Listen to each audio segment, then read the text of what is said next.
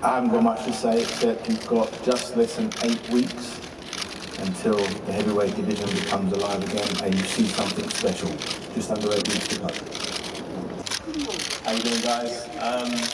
It's been a long time coming. It was supposed to happen a long time ago.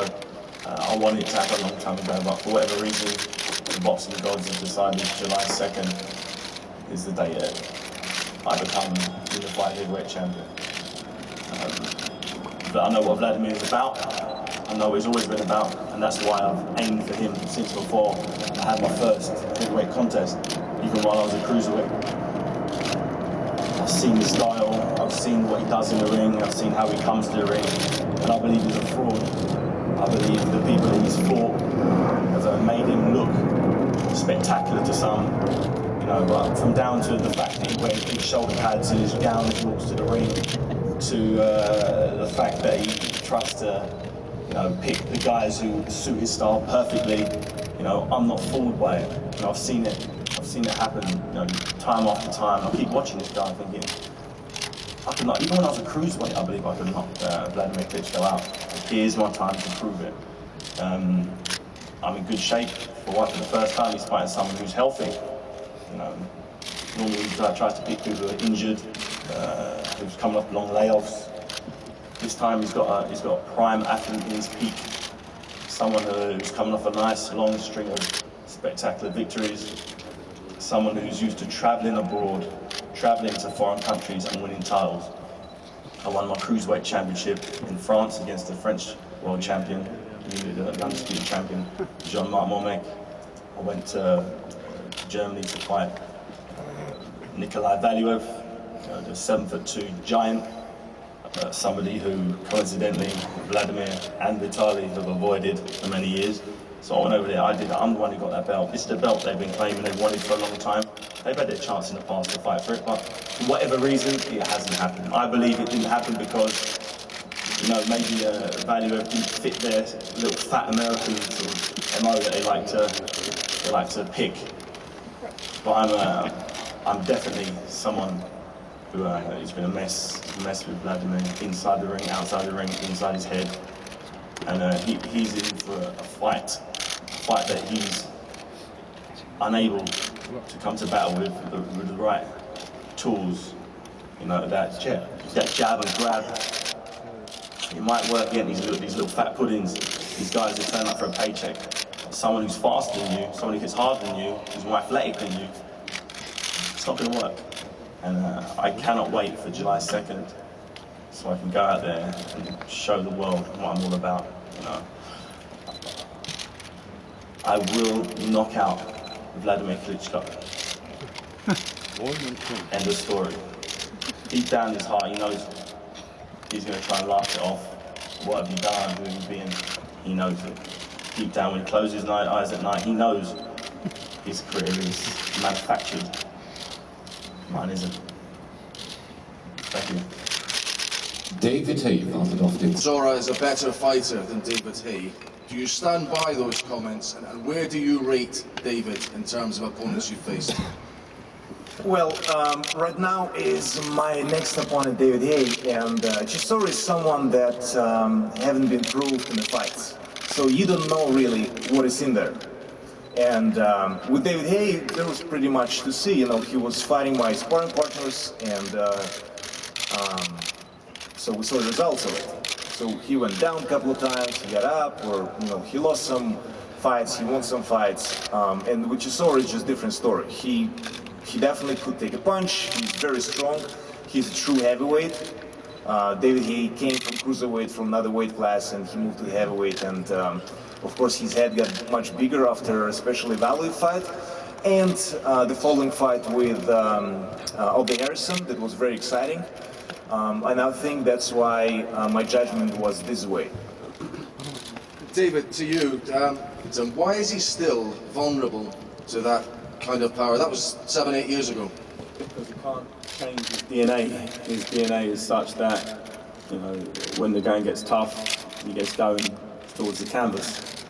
And whenever he's fought anybody who's come to win, he's either lost or he's been knocked down multiple times. The other times, the guys have turned up for a paycheck. I know that for a fact.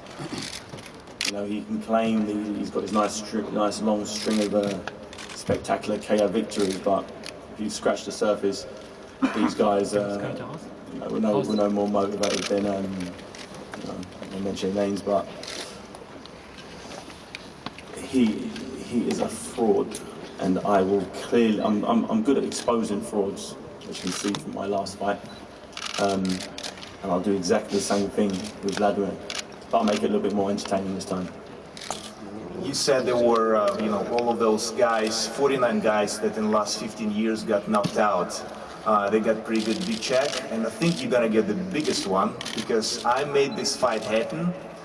You wanna have 50%, so everything was gonna be accumulated to this event, gonna get split 50-50, so David Haye gonna get really big check. And he's gonna be just, another one like the 49 before, he's gonna be the next one, so the 50th. So the number 50 is the number for July 2nd. A question for Wladimir. Wladimir, have you ever felt so much animosity to any of your opponents in your career? I remember when you fought Sultan Ibragimov, he almost said nothing in the lead into that fight in New York, which was a unification fight. Is David the most animosity you've ever felt towards an opponent?